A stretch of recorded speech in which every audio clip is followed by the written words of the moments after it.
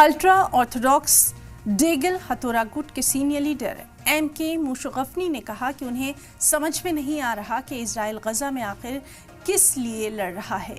मुशर्रफी एक इजरायली सियासतदान और कैनेसेट में हरेदी सांसद हैं। पहले हम आपको ये बता दें कि हरेदी का क्या मायने होते हैं।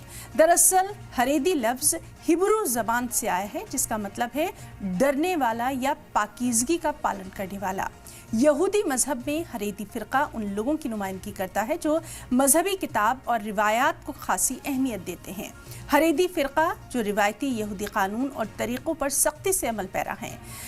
कैनेसेट फाइनेंस कमेटी की बैठक की शुरुआत करते हुए मुशर्रफी ने सांसदों से कहा कि वो ईरान के साथ जंगबंदी के लिए खुदा और अमेरिकी सदर डोनाल्ड ट्रंप के शुक्रगुजार हैं।